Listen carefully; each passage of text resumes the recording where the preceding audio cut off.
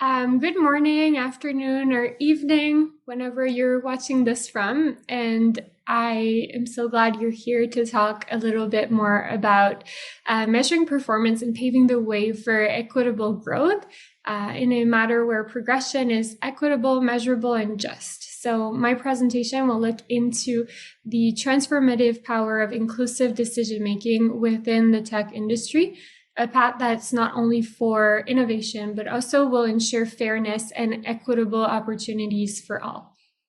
I'll talk a little bit about Alex, a fictional person, and his compelling narrative. And then I want to explore the real-world impact of decision-making practices on individual careers and organizational growth. Alex's story is not unique. It's a reflection of widespread challenges that demand our attention and our action. We'll then look into how objective performance metrics and transparent criteria can serve as tools for career development, moving us away from subjective judgments that can be tainted by bias. Finally, we'll look into the concept of a dual progression ladder for career growth. That approach recognizes and rewards both technical expertise and managerial expertise equally, really respecting the diverse aspirations and contributions of our workforce.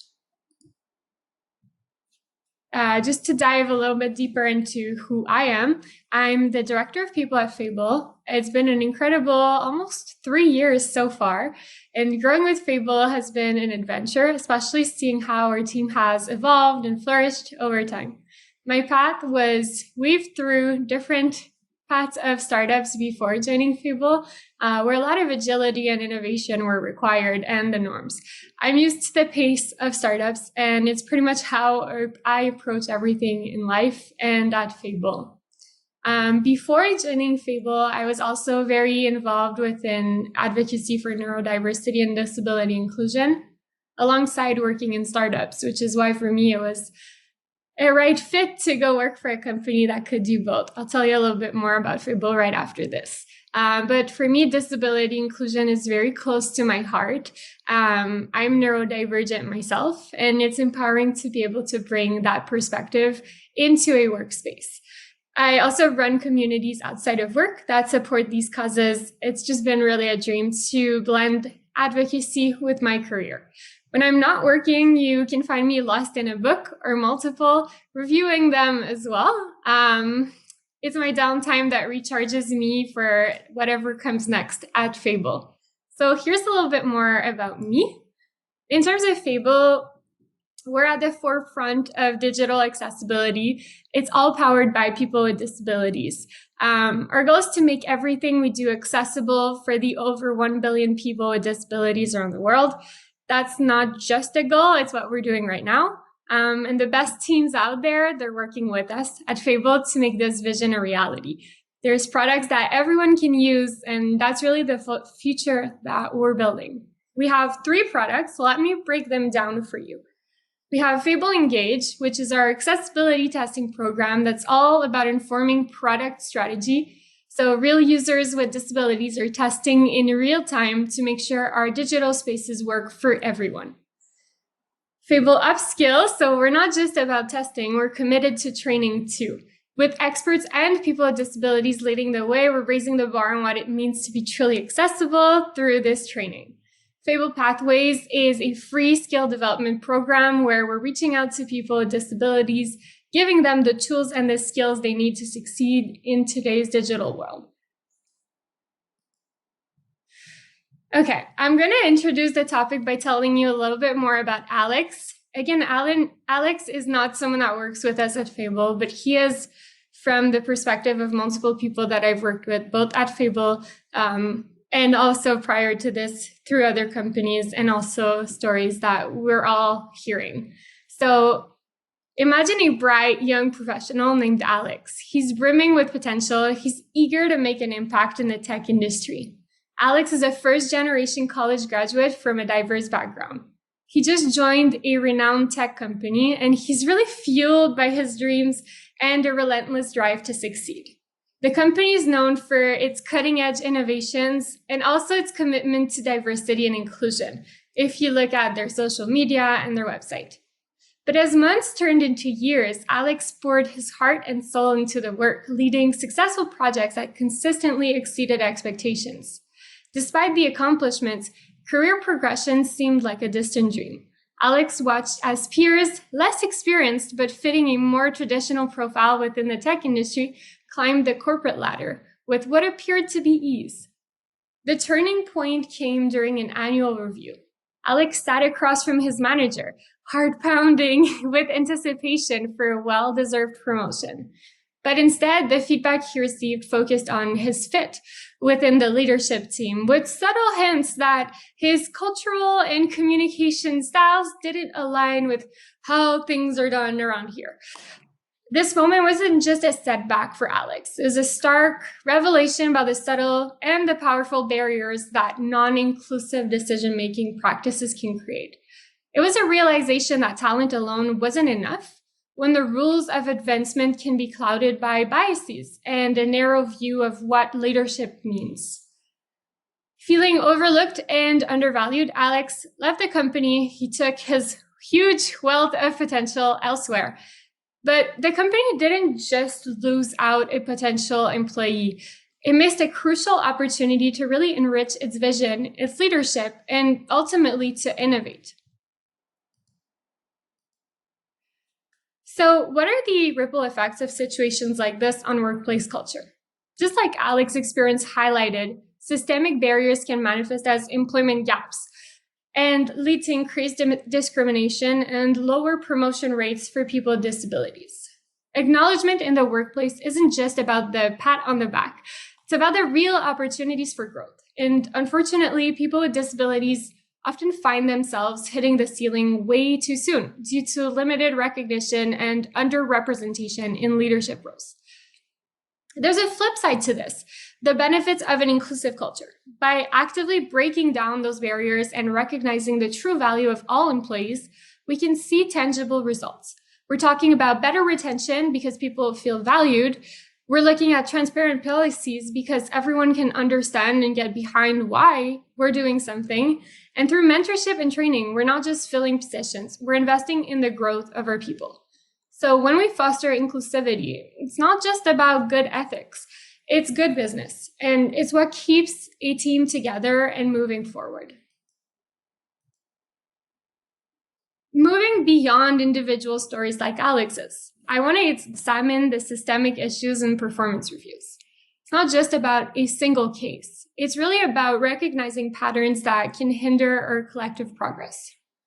So to start, we've seen how subjective ratings and confirmation bias can skew feedback. It's really vital to ask, whose perspectives are we missing? Who's not at the table when decisions are made? Then there's the need for transparency and equity in our review criteria. Ambiguity serves no one. Clear, equitable opportunities are a must to ensure everyone knows where they stand and how they can climb and grow. Lastly, our feedback cycles and development opportunities really need to be robust. Sparse interactions and generic goals just don't lead to growth. Tailored, regular feedback supports our team in building their skills and reaching new heights. As we reflect on this, let's try to see how performance reviews could actually empower a team and empower leadership to provide feedback. When we look at the data behind performance reviews, the picture is pretty grim. Only 14% of employees walk away from performance reviews feeling inspired. That's not just ineffective, it's grossly ineffective. We have to acknowledge a harsh reality. The traditional ways we measure performance just doesn't work. Instead of enhancing performance, they're often causing it to lower. What's meant to motivate is in fact demotivating. And then there's the time cost. Managers are sinking an average of 210 hours annually into a process that's failing to deliver. That's almost 9 full days out of the year. For what? We're clearly in need of a transformative approach, one that aligns with the actual needs of our teams and the dynamic world we operate in. So when we look at these statistics, for me, it was a clear signal that it's time for a change. It's time to evolve our performance evaluations to be as effective and inspiring as the people they're meant to serve, but also to be able to represent the different people they're meant to serve. So what we're doing at Fable. We've really taken a close look at how performance evaluation should be the basis of career progression, not just a formality. If you're excelling in your position based on the actual work that you do, we see this as a starting point for adding more responsibilities to your role or expanding your role beyond the original job description. We initiate our performance review cycles with an in-depth review of each job description, which involve both employees and their managers. This ensures that we're evaluating you on the work that you are actually doing. And if that work has evolved, we evolve the job description with it. Our goal is that each performance review really accurately measures your job points. Understanding that not everyone aspires to be a manager, yet can be really highly successful in their role and influential, we've delineated two distinct paths of leadership at Fable. There's the management path, which we're all very familiar with, but there's also the individual contributor path. Both are equally important, and we need subject matter experts in both areas. That's why we've developed a model that allows every voice to be heard and carry the same weight, whether you're on the individual contributor path or the management path. So basically, Fable's performance evaluations are more than just a backward look at what you've done. They're also a starting point for the conversation about where you can go, and they provide clear goals and development opportunities through our OKRs, which is how we measure department level goals, with a focus on continuous improvement. So to go back to the dual track job levels that we've created for Fable, we really, again, recognize that not everyone is on the management path, yet everyone is a leader in their own capacity. We've really wanted to create a system that recognizes this by providing clear career paths for both managers and individual contributors. For managers, it's obviously about leading a team, influencing and making strategic decisions. But that's also the case for individual contributors, where it's also about deepening expertise and driving impact in specialized areas. They're still going to be leading a direction. They're just not managing people in their own growth. We really tailor career growth that isn't one size fits all. So by creating milestones and development plans, we're able to ensure that all voices are heard equally, regardless of the track that they're on. This means that people don't necessarily need to follow the distinct reality that we're seeing within the business world to follow one path or another. We want to have different representation at all levels of leadership through both paths. With this system, we're not just advancing careers, we're also creating a culture where the skill and the development are paramount, and we're allowing influence and expertise to resonate throughout Fable and beyond Fable. As we've introduced the dual track levels at Fable, it's really essential to recognize the broader impact of inclusivity on our growth. It's about harnessing the diversity of perspectives to be able to fuel innovation. So different backgrounds, different ways of thinking, these are ways that drive new ideas that can set us apart. Retention is about more than just job satisfaction. It's about feeling genuinely valued and supported. And this is what we aim for at Fable. Our dual track system really acknowledges the individual's choice, either as a manager or as an individual contributor, which in fact is also fostering a sense of belonging and recognition. And let's not forget the magnet of our inclusive culture, how it enhances our reputation and attracts top talent and also potential business partners. The kind of professionals who don't just fill a role, but push us to new heights with their leadership and expertise, really irrespective of the track that they choose.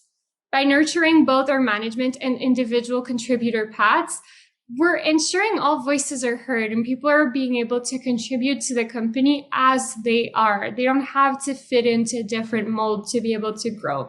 And I think that's very great to see and unique to a good organization. So just reflecting back on Alex's journey, the way that Alex was able to try to grow within the organization, we would have been able to see a different picture if he had a different type of performance metric behind his growth. Ideally, it would have been a merit-based progression based on the actual achievements and based on what his job description was and being able to fulfill that job description. It would also be based on metrics that are inclusive and that are not based on a neurotypical perspective, but that also consider the fact that people have different needs and different ways of working, which is okay. As long as you're achieving what you're supposed to be doing, it's okay. And that different paths are honored. So if Alex was really good at subject matter expertise, he would have been able to grow within that path, within the company. He would have likely stayed with the company because his efforts were recognized. I think this is a good reminder that inclusion really drives innovation, not the other way around. Thank you so much, and I look forward to talking more about this through Accessible Canada.